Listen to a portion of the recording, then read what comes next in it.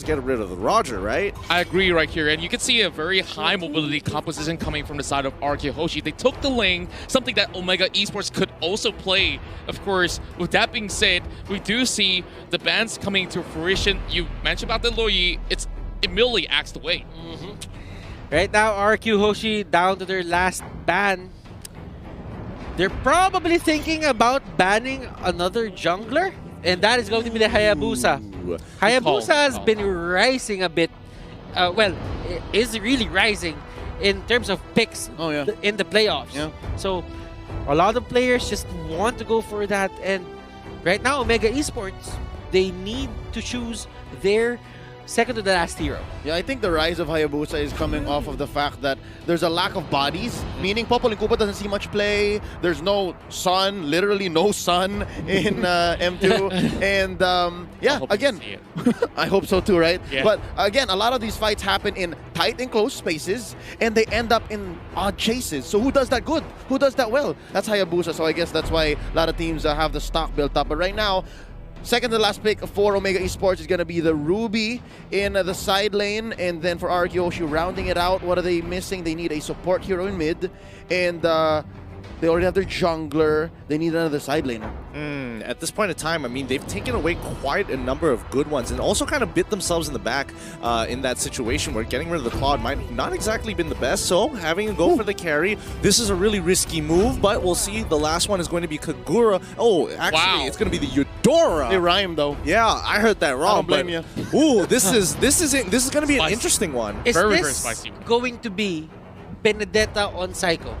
We did see this in the group stages. Very, very likely that he might just be on this Benedetta. Good call right there. And, you know, this is the second carry that we're seeing, the very first one being picked up by the side of Evo's SG. Now, the problem the other time is that the lack of tank, and of course, they pay the price, but it does force the Benedetta to play a little bit more defensively as well.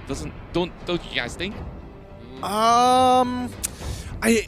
I would like to agree with that. However, there are it depends on certain conditions. Are they going to be playing on the top side of the map? Are they going to play on the bottom side of the map? Is Benedetta going to go with the opener where she cuts the midway first before rotating back up? There's a lot of different openings that Benedetta can do, which I think is what makes her so versatile and what makes everybody kind of want to first pick her in these situations.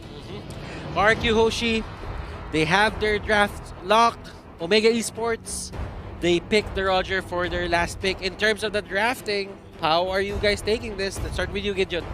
I'm thinking, I'm leaning more a little bit towards RRQ because, again, their composition is a lot easier to pull off. However, Omega, a lot of mechanical work going to be put into it. So that's a possibility to actually mess up. So that's why I'm leaning more towards the easier comp to pull off. Leo?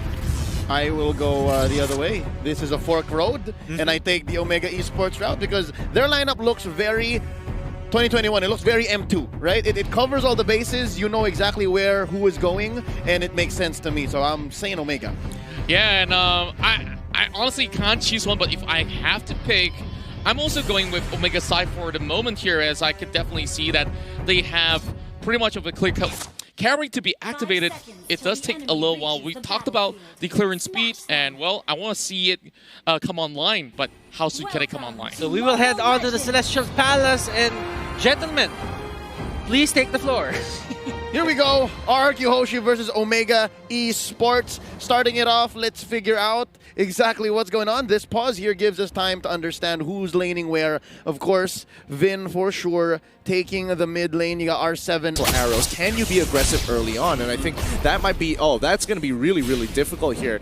But you know, Psycho did actually take the Benedetta first, so he clears out that mid wave as soon as possible, allowing Ling to kind of rotate down to get that blue. And while the rest of the team is just going to make sure, hey, I'm going to push those waves as soon as possible. Yeah, we do see a lot of pressure going on towards the 1-1 side, and I think it's still pretty much decent that we see some clear rotations on the 2-2-1 setup coming from the side of Omega Esports.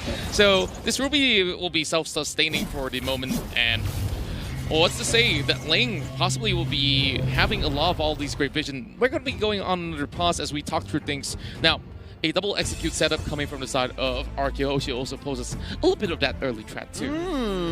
That is something to note. So yeah, now that we have a little bit more better vision on what things are looking like for both teams. This is a roaming Benedetta, so it's neither that off-tank Benedetta, nor is it like the full-on damage Benedetta. It's something in between. It's something that's fast. You have the 1-1, which is the current flavor of the month. Gideon, I gotta ask you, man, when it comes to the 15-20 minutes, if it does get to that point, if we go the distance, who has better scaling? I think in these situations, people who have better scaling would definitely lean a little bit more. Actually, it's an overall thing, but hold on, let's check out. Okay, no fights going on. Okay, so when I talk about scaling, we're talking about the two main heroes that scale on either side, but you also have to kind of look at the builds that everybody else goes through. I do think RRQ Hoshi scales better into the game because they have more relevant heroes in comparison to Omega, where some of them are just going to fall off completely. Yeah. And again, we were talking about like Selena. Whenever Selena is bad, she's so bad. But on the other side, good, though. Eudora though, she has a stun and it's point and click. So yeah, it's just much better. Totally understand. Right now, there's a fight that's waiting to break out, both top and in mid. I wonder, they're gonna catch one. That's going to be. That's going to be Flicker out. Heath burning it already 2 minutes in, and the first turtle is going to be started in by Psycho. Such a great reaction coming from the side of Heath, as he has already read the situation well enough. And keep in mind that there's also going to be that link. If he sets up a perfect Tempest on towards some of these team fights, it could be a pretty huge one out there. And when we talk about these two sides, of course, it's definitely going to be hard to tell, like, okay, which one gets activated first when we talk about the marksman.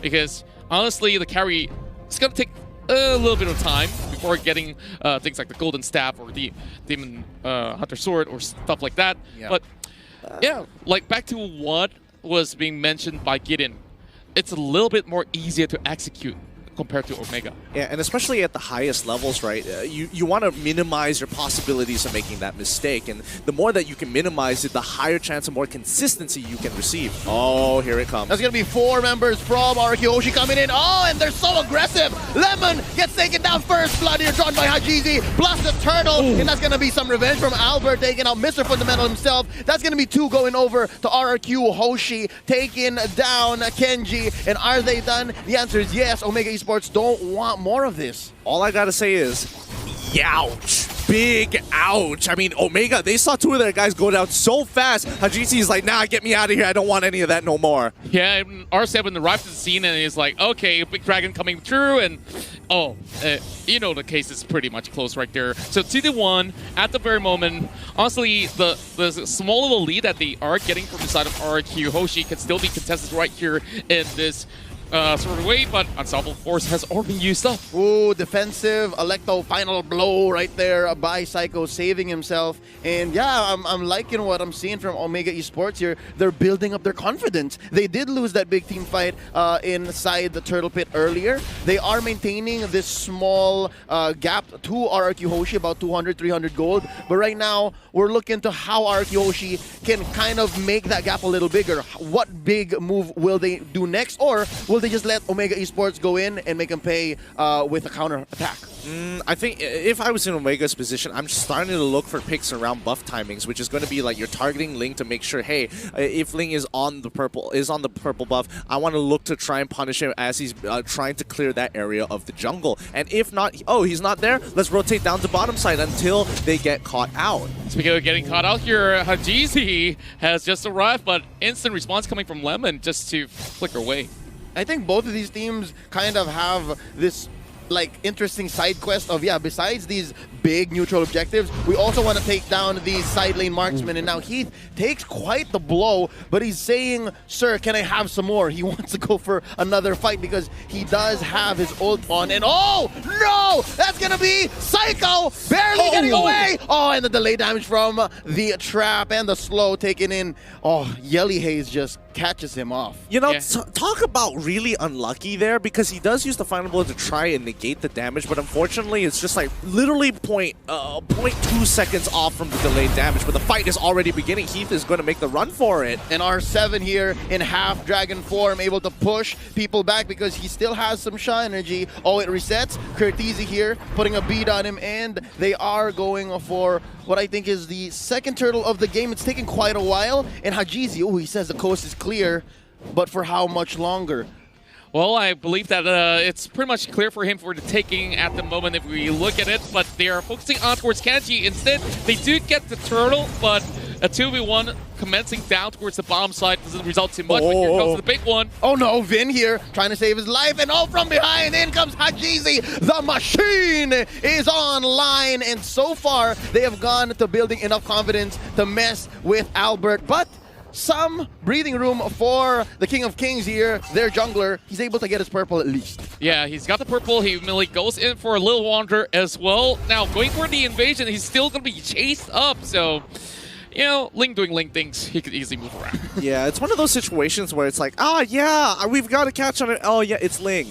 Oh, that's so much fun. He just jumps away and makes a full rotation down towards our top or bottom side and we can't catch up. Fun stuff, fun stuff. But I think RRQ at this point in time, as long as they kind of just maintain the goal differential to about 2 to 3K, it's going to be relatively fine. Omega won't be able to kind of force situations on top of RRQ Hoshi unless they get a catch. Yeah, here you can see already, right? We're about 7 minutes into this game. How disciplined and how good these two teams are. Oh. Hold up! That's going to be some burst damage laid down onto Vin, but he doesn't go down without a fight. Yelly Haze destroyed. Tempest of Blades here, chasing him down. That's Albert looking for one. Psycho finds Hajizi. That's going to be a shutdown onto the Roger, and they are sitting neck and neck 4-4, but all this time, Omega Esports was just setting up a push. Otis, Morden, Ruby has already arrived, and they're already chasing right in. Psycho caught in between, but they are trying to make an escape out of that. Oh, R7 waiting in the bushes. Oh, using the tail of the dragon. They're trying to make Kenji pay. He does get himself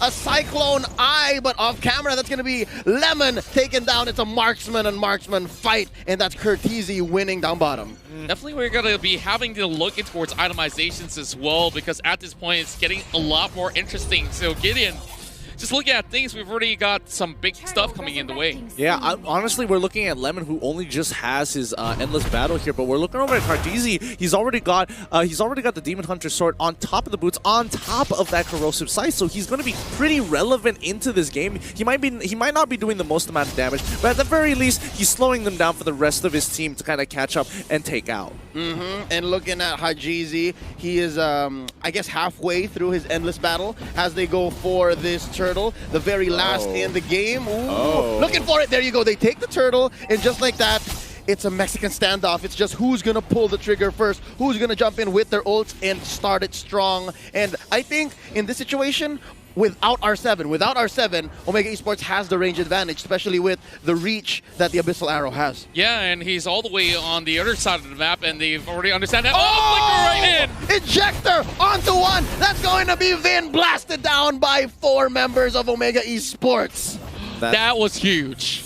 Absolutely huge. It's just a mistake on Vin's side. He threw out the stun and realized, oh, I got nothing left. I already flickered out of the way. This doesn't mean anything. And Heath just took full advantage, flickering forward an unstoppable force. But Curtsy now going to initiate a huge fight, and that's going to be a double pickoff for Omega just to get that return kill. Look at that, 5-8, and it's only a 2K difference. It's so clinical, these two teams, the way they play.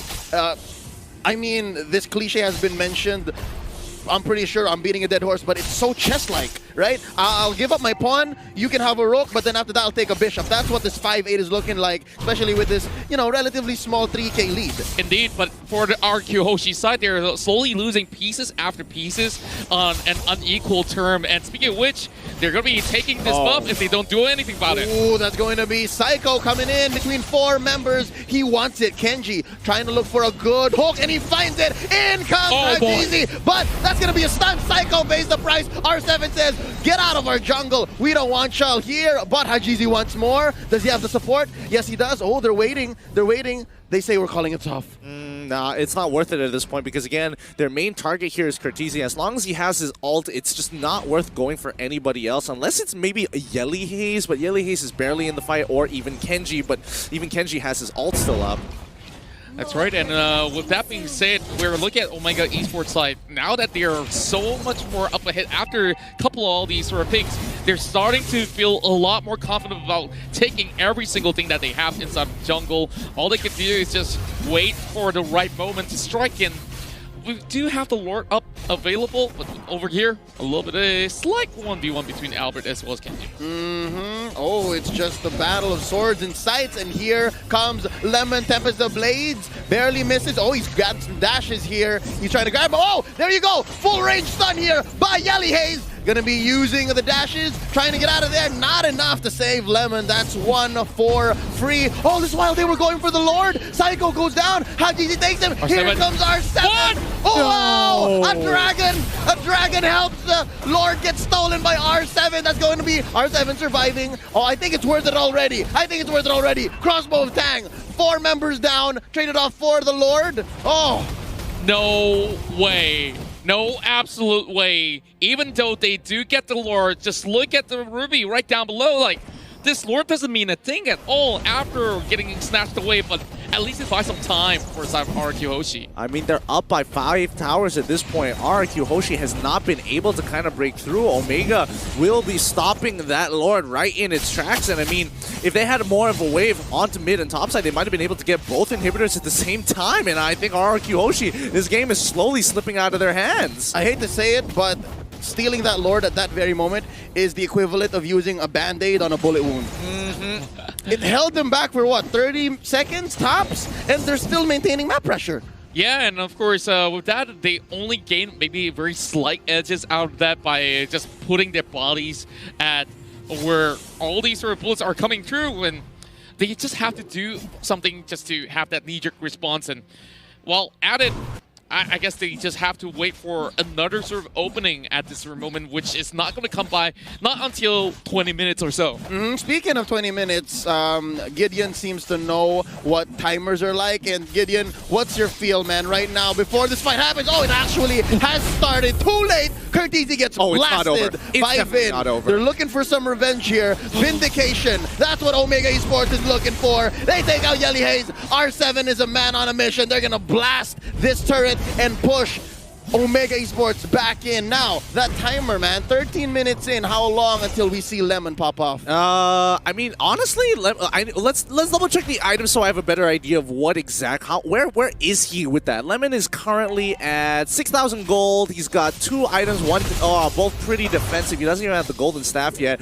I think at this point of time, he needs to get the golden staff to have that major kick of damage. So he'll probably get that at the 42,000 gold mark. So my guess is going to be the 16 or I'll give him a bit of credit if he doesn't die and works perfectly. 1530. Ooh, very close. And that's Kenji flickering in. Enough to save him. Tempest of Blades. Oh, no. Albert don't want none of this. And Hajizi putting a beat on him. There's the unstoppable force from behind. Can they juggle the aggression from underneath the turret? Kenji still alive. No. Lemon about to get destroyed. Hajizi gets him. Heath puts the nail in the coffin. It's a trade so far. Hajizi for Lemon. The fight continues. Kenji's looking low. That's a blast onto Heath. Vin takes him down. This turret still stands. And only RRQ can win fights that way. Going back and forth, back and forth. And they are just forcing fights by hook or by crook. There's no other way to go about it. They don't care if they lose one member as long as they get more in return.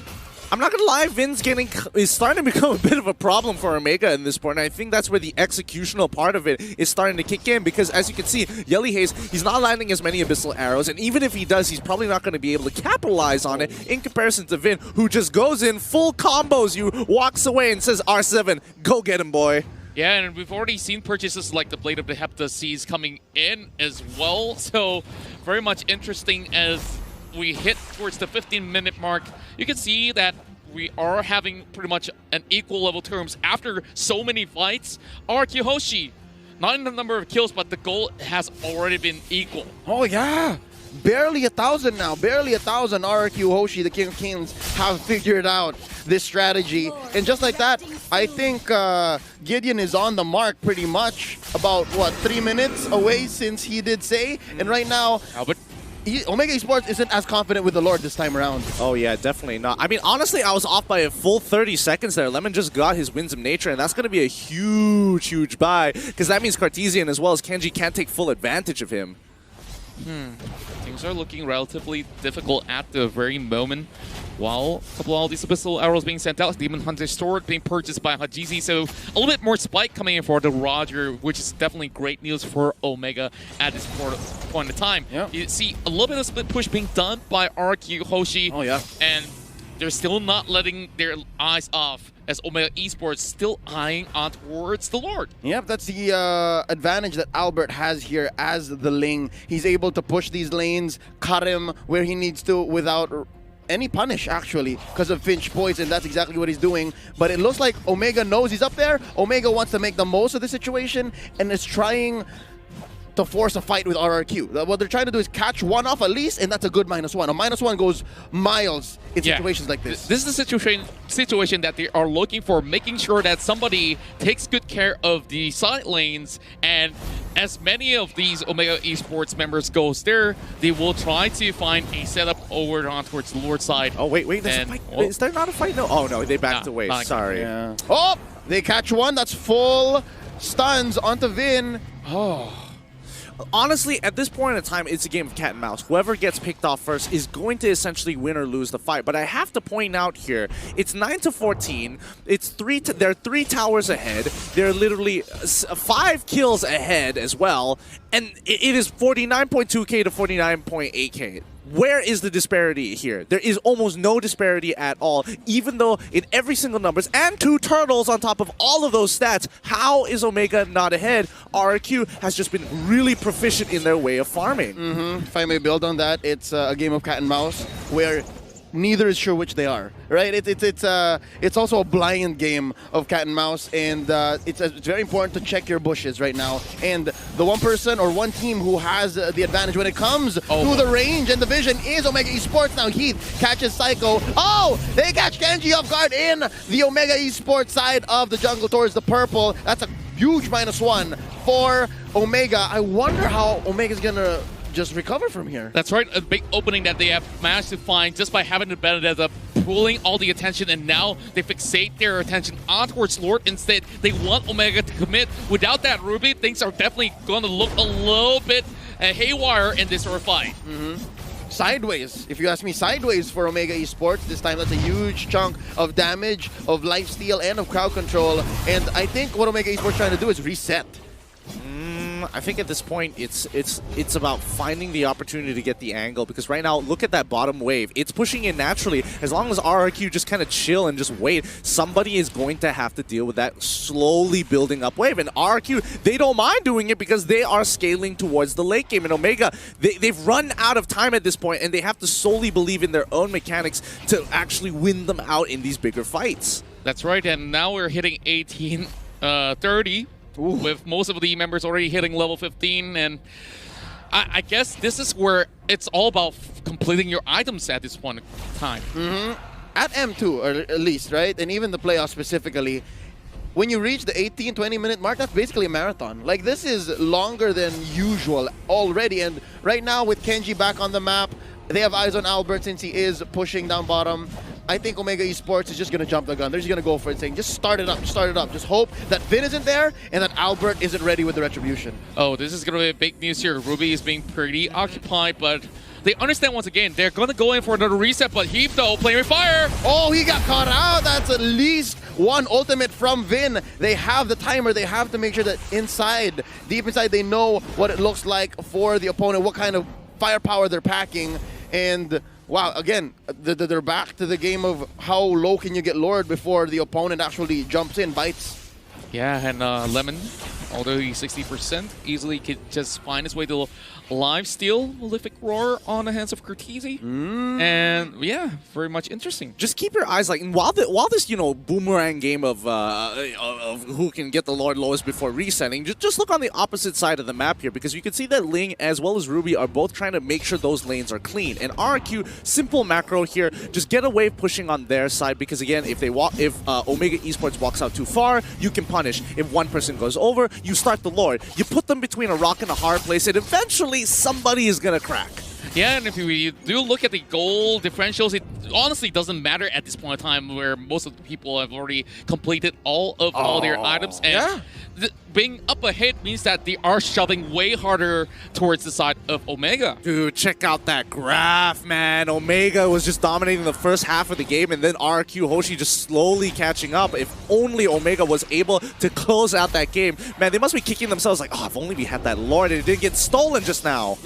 That's essentially the story of the past 5 minutes. The past 5 minutes have been RRQ Hoshi just applying pressure on Omega Esports, and some part of it, I believe, is just conditioning. Like, slowly but surely, RRQ Hoshi has been saying, all right, if you don't do anything about this, Albert's just going to push and penetrate your lane down bottom. And right now, again, back to the game of hot potato onto this Lord. It's a matter of allotting resources. How much are you willing to put on the line to be able to take this huge objective? Now Psycho at half health, and now it's Lemon they send over. Oh, this is gonna be a push. Yeah, and that's my attention actually fixating on towards the lower side of the map, and with that, RRQ still wants to play this Dance of Death. How are we going at it finally? Oh, they're going in. This is no turning back. That's Heath getting blasted. He's still alive. R7 with the black dragon form. Tempest Ablaze in here. That's going to be a knockup on the Psycho. R7 being pushed back. That's going to be Vin taken down by Hajizi. Oh, it's looking grim. Heath destroyed from the back line by Psycho. That's going to be 2 for 1. Lemon destroyed by Hajizi. And now the Wolf, the machine, is on the chase. Psycho, oh, he needs the Cyclone Eye. Oh, he's going to get it. But inside the orange buff pit, that's going to be the Hajizi run. Taken down one last 1 for 3. Is this enough space for the Lord?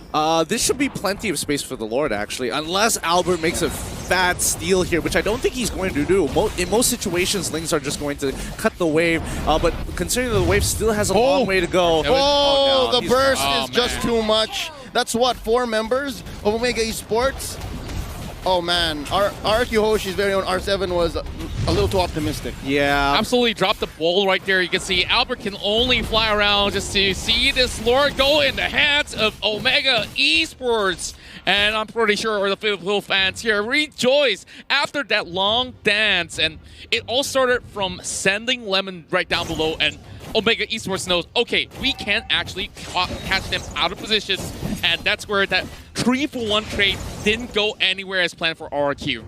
I think RRQ at this point in time, it's just a game of cat and mouse, because again, there's nothing much they can really do about it in most of these situations. If they put themselves too far out and they get caught out by Heath. And you know what? Speaking of Heath, in that last fight, he preemptively flickered forward thinking somebody would be further deeper into the brush. Ends up they were standing right in front of him and he just blew his flicker for no reason. But here comes Luminous Lord. Oh, but he got away with it anyways, right? Here we go now. Finally, the first inhibitor taken down, and it's going to be on the side of RRQ Hoshi. That's going to be quite a few ults spent by RRQ to take down Lord alongside that inhibitor up top as well. So it's a 2 for none, relatively clean for Omega Esports. Impressive how they're able to just center and just gather themselves once more, especially after earlier how RRQ Hoshi was slowly turning the whole map blue. Right, and now Psycho tries to cut off the wave, but that's going to be Hajizi running away. Immortality popped in here. Vin destroyed by Kurt the Herb Teasy, and now Hajizi. That's going to be R7 taking him down. It's so far a 1-for-1, and right now Albert destroyed once more by the 1-1, and they're going in. That's a lot of damage coming in from Lemon. That's Heath. Mr. Fundamental destroyed, and right now that's another pull. Lemon survives. Oh, I think he's going to heal up because they're still ready. They're going for this half health on all members of Omega Esports. They may have been going in too deep, and I think the investment has already been spent. R7 destroyed. That's going to be 1.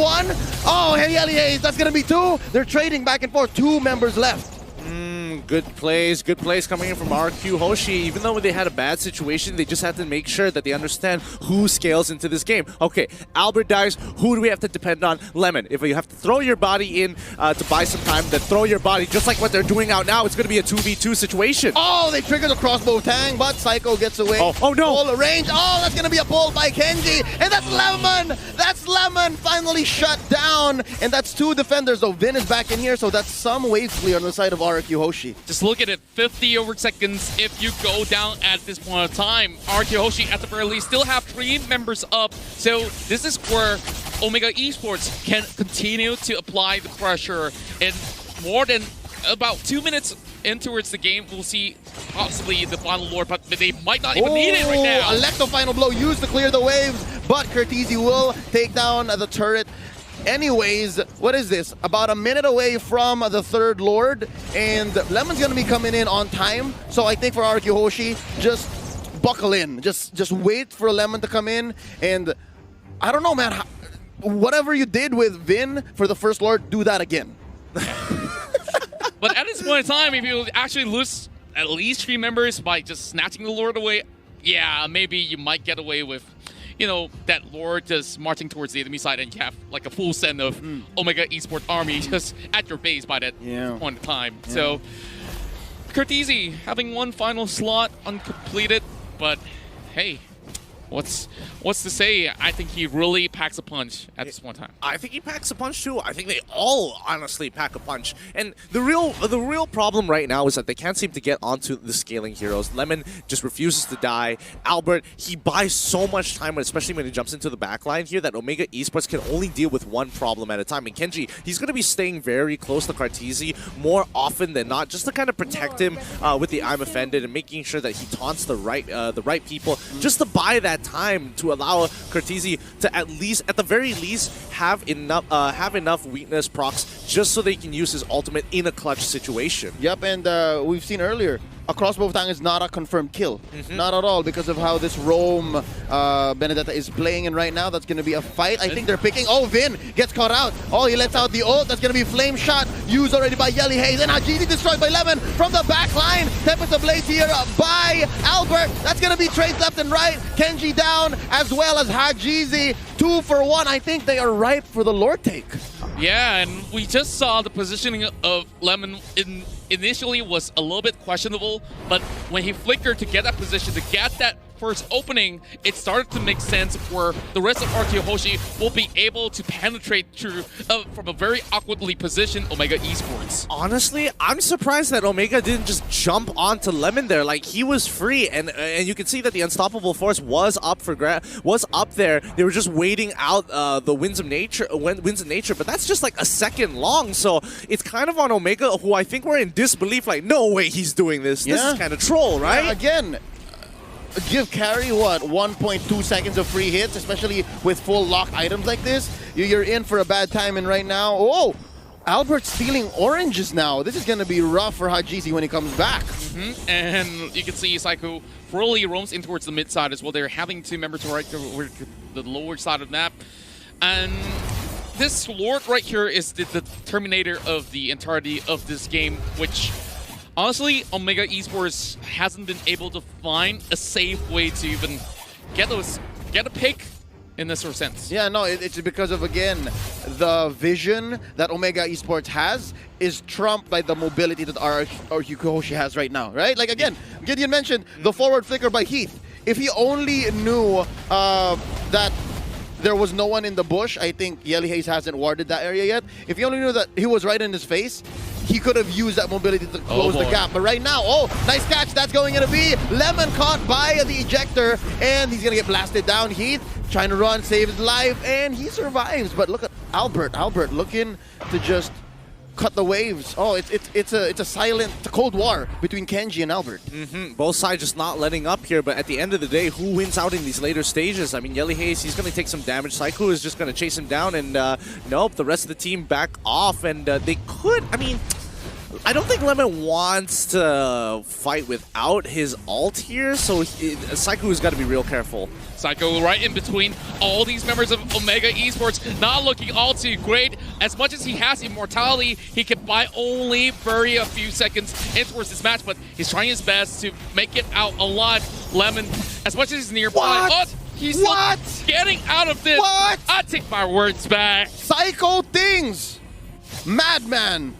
He's getting away with too much here, and I think, you know, Omega and RRQ Hoshi, like, it's in Omega's hands to look for this engagement here, and RRQ, as you can tell, clearly will not initiate anything unless they can guarantee that pick. And at this point, Vin, he's a little too scared to walk forward, because the moment he does, Heath is going to unstoppable force ejector him back in towards the enemy team, and there's really not a lot of counterplay to that other than hope that he doesn't fly back too far, or the rest of Omega can't catch up after he flickers. Gentlemen, we are already hitting 30 minutes of play, and it's pretty much on even grounds at the very moment. Everyone's just buying forces at Which this is one time. impressive because RRQ Hoshi, they have no more turrets. And they're still this aggressive. Yeah, and as much as this turret stands from the side of Omega Esports, it's currently untouchable. Yeah, so it's more of, again, a standstill right now. The Yeah. headlock. And hold up, RRQ Hoshi. That's going to be our 7. Black Dragon form catches Yelly Haze off. Lemon finishes him off. That's already a -1. And looking at the map in general, Omega Esports not going to find an easy pickoff just like that. There's no Vindication anywhere soon.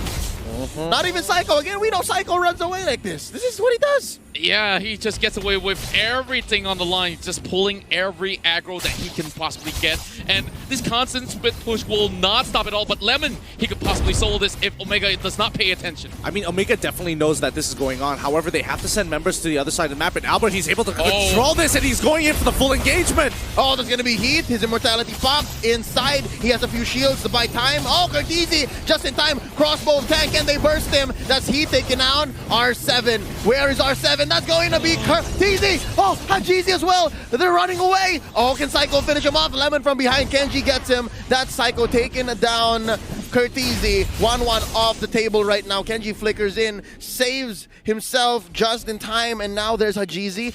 There's two chances at a steal here. Hajizi and Kenji. I don't know. Yelly Haze needs to start clearing waves.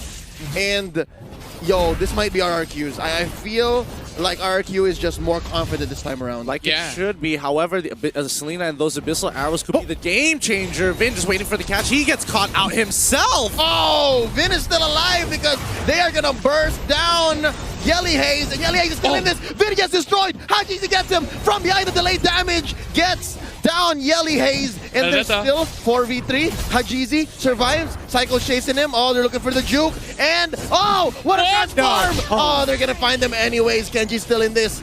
There's not enough damage from the side of Omega, though. Fight still going on here. Going strong. This brawl is going to go. Kenji finally gets taken out. The ejector onto Psycho. This is finally looking good for RRQ. My goodness, Omega. They've got to be real frustrated about this entire situation. Yo, just look at the waves. It's already crashing right in. Oh, this is something that RRQ Hoshi has to watch out for as well. Again, note, they can join fights as long as they want, but if they don't manage their waves, it could end in the blink of an eye. And I think all of these long team fights, it's resulted in, again, more members of Omega coming back, but finally this is third Lord. I can say confidently, it's gonna go definitely to RRQ Hoshi. Oh! Definitely. Close. I thought there was another Vin situation. Yeah, it almost could have been in that sort of sense with Heat being so close by. And unfortunately, things are starting to open up for the side of RRQ Hoshi. And Omega Esports had to back away and retreat, not having Hajizi as well as Kenji around. There's so many switch of itemization going on. And we've seen the Rose Gold Meteor being bought there by Curtizi. Yeah. Kurt's swapping around. That last slot is his juggle slot. Yeah, I mean, it's going to be important that teams know how to juggle their items, especially this late. Oh wait, hold on. This is the pick of a lifetime. Vin is getting chunked back, but this could be the fight that they've been looking for. Like the final blow by Psycho, trying to dive in and take out the softies from behind. He's destroyed here by Lemon, and Psycho able to just maintain pressure here, just escort Lord into this inhibitor, and that's going to be Kenji getting blasted down by Lemon. Ladies and gentlemen, carry is back. That's going to be the push on all 3 inhibitors for Omega Esports. Curtizi taking down Vin. That's going to be a crossbow of Tang. Hajizi destroyed here. It's just a matter of time. They just need to focus down on the base. And ladies and gentlemen, the King of Kings take game number 1 after a long, drawn-out game here in the very last day. Oh, sorry, the last game of day 1 in the playoffs. 34 minutes, 14 seconds on the clock. This has to be the longest game in the playoff runs thus far. And my oh my, what a comeback coming from the King of Kings. Contra, my friend, that is the longest game of all time here. Butters, what do you have to say? I can see you rubbing your eyes like, oh my goodness, I've been staring at the screen for 30 long minutes. 30 long minutes, and to be honest, it could have gone both ways. It was a battle of